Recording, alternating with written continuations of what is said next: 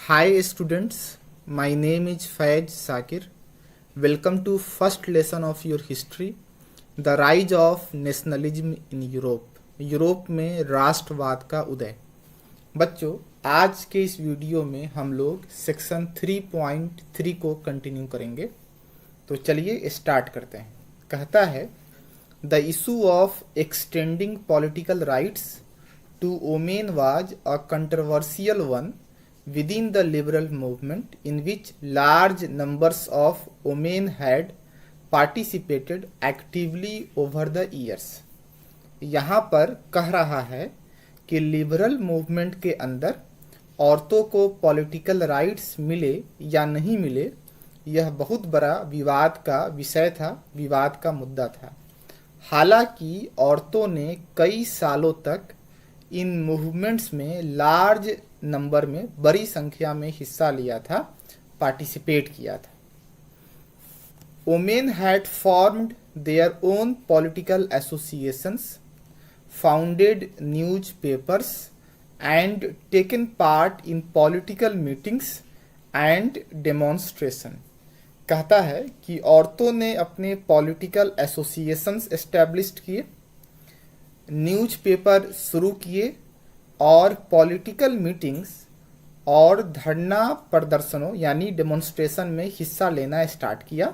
ये liberal movements के दौरान बता रहा है कि औरतों ने जो है अपना पॉलिटिकल एसोसिएशन एस्टैब्लिश किया, न्यूज पेपर निकालना स्टार्ट किया और पॉलिटिकल मीटिंग्स और डेमोन्स्ट्रेशन में भी लार्ज नंबर में हिस्सा लेना स्टार्ट किया।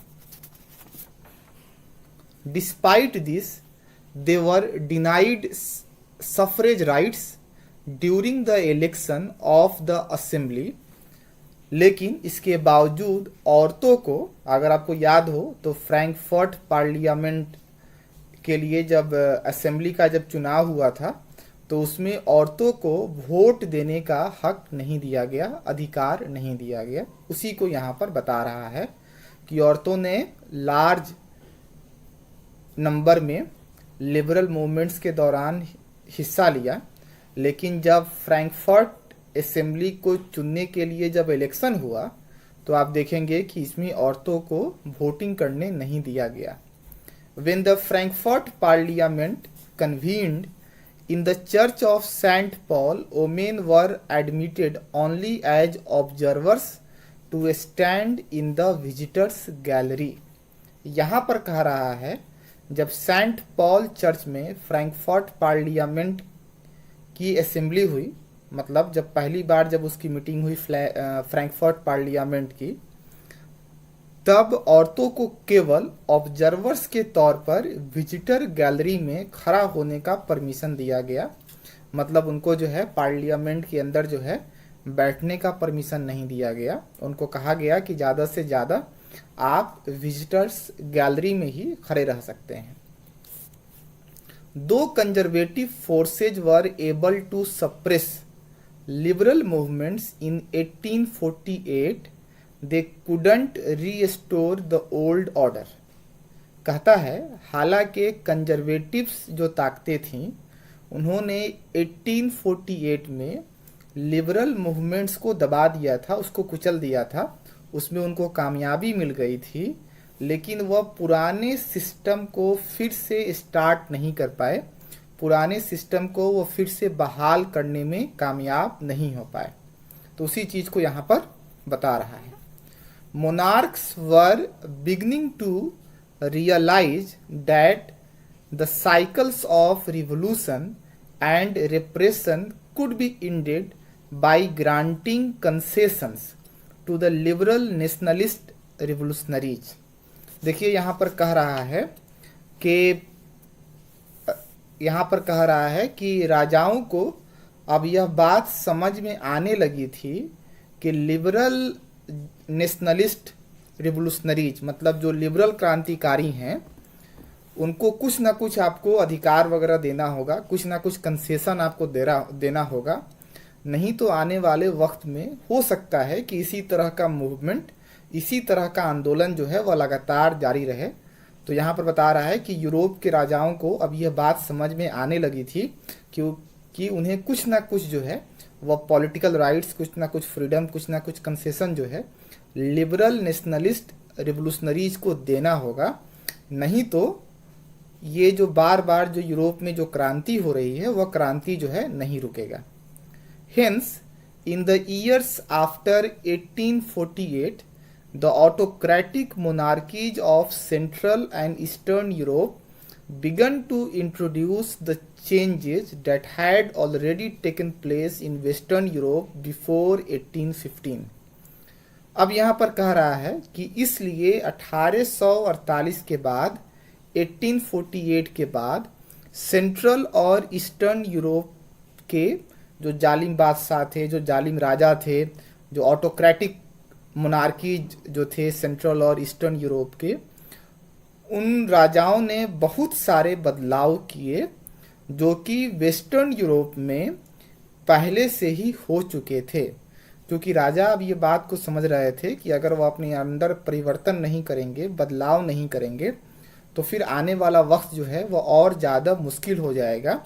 इसीलिए 1848 के बाद जो ऑटोक्रेटिक मोनार्कीज थे सेंट्रल और ईस्टर्न यूरोप के, उन्होंने बहुत सारे परिवर्तन किए, अपने सिस्टम के अंदर बहुत सारा सुधार किया, जो सुधार पहले से ही वेस्टर्न यूरोप में 1815 से पहले हो चुका था। इसी चीज को यहाँ पर बता रहा है। Thus serfdom and bonded labour were abolished both in the Habsburg dominions and in Russia. तो कहता है कि इसलिए हैब्सबर्ग और रसिया में सफरडम और बाउंडेड लेबर यानी बंधुआ मजदूरी के सिस्टम को ख़त्म कर दिया गया। तो यहाँ पर बता रहा है कि अब देखेंगे कि 1848 के बाद जो ऑटोक्रेटिक मोनार्कीज थी सेंट्रल और ईस्टर्न यूरोप में, उन्होंने अपने सिस्टम के अंदर बदलाव किया है, क्योंकि उनको डर लग रहा था कि हो सकता है कि फिर से आंदोलन स्टार्ट हो जाए। तो उसी के तहत आप देखेंगे कि हैब्सबर्ग और रसिया में आप देखेंगे कि सफरडम वगैरह को और बाउंडेड लेबर जो बंधुआ मजदूरी का कॉन्सेप्ट था उसको जो है ख़त्म कर दिया गया। The Habsburg rulers granted more autonomy to the Hungarians in 1867। यहाँ पर कह रहा है कि 1867 में हैब्सबर्ग के जो राजा थे, हैब्सबर्ग के राजाओं ने हंगरी के लोगों को और ज़्यादा ऑटोनॉमी दे दी, और ज़्यादा अधिकार दे दिया, और ज़्यादा आज़ादी दे दी। तो आज के इस वीडियो में हमने पढ़ा कि लिबरल मूवमेंट्स के दौरान यह एक बहुत बड़ा विवाद का मुद्दा था कि औरतों को पॉलिटिकल राइट्स मिले या नहीं मिले। हालांकि औरतों ने बड़े संख्या में लिबरल मूवमेंट्स के दौरान हिस्सा लिया था। फिर ये कहता है कि अब देखेंगे कि जब फ्रैंकफर्ट पार्लियामेंट की असेंबली जब चुनी गई, जब उसका इलेक्शन हो रहा था, तो उसमें औरतों को वोटिंग का राइट नहीं दिया गया, सफरेज का राइट जो है वह नहीं दिया गया। और देखेंगे कि जब पहली बार फ्रैंकफर्ट पार्लियामेंट की मीटिंग हुई चर्च ऑफ सेंट पॉल में, तो उनको सिर्फ ऑब्जर्वर्स के तौर पर विजिटर्स गैलरी में रहने की इजाज़त दी गई। फिर कह रहा है कि अब देखेंगे कंजर्वेटिव्स फोर्सेज भले ही इसमें कामयाब हो गई थी कि उन्होंने 1848 में जो लिबरल मूवमेंट हुआ था उसको उन्होंने दबा दिया था, कुचल दिया था, लेकिन वो फिर से पुराने सिस्टम को बहाल कर पाने में सक्सेसफुल नहीं हो पाए।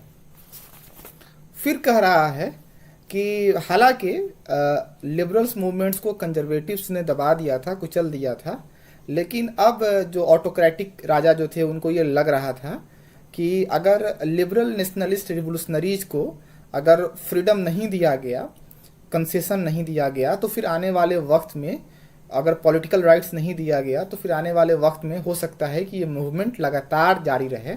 तो इसलिए आप देखेंगे कि 1848 के बाद सेंट्रल और ईस्टर्न यूरोप के जो ऑटोक्रेटिक मोनार्की जो थे, जो राजा जो थे सेंट्रल और ईस्टर्न यूरोप के, बहुत सारे राजाओं ने अपने सिस्टम में बदलाव किया, और जो लिबरल रिवोल्यूशनरीज जो थे, लिबरल नेशनलिस्ट रिवोल्यूशनरीज जो थे, उनको बहुत सारे पॉलिटिकल राइट्स दिए ताकि जो है आने वाले वक्त में आंदोलन को कंट्रोल किया जा सके। आप देखेंगे कि इसी के तहत हैब्सबर्ग और रसिया में सफरडम और बाउंडेड लेबर के सिस्टम को ख़त्म कर दिया गया। और 1867 में हैब्सबर्ग के राजाओं ने हंगरी के लोगों को और ज़्यादा ऑटोनॉमी, और ज़्यादा स्वायत्ता, और ज़्यादा आज़ादी, और ज़्यादा पॉलिटिकल राइट्स दिया। उम्मीद है कि आज मैंने जो आपको पढ़ाया है वह समझ में आया होगा। अगले वीडियो में हम लोग इसी लेसन को कंटिन्यू करेंगे। तब तक आप अपना ख्याल रखें, स्वस्थ रहें, खुश रहें। That's all, thank you. Video देखने के लिए बहुत बहुत धन्यवाद।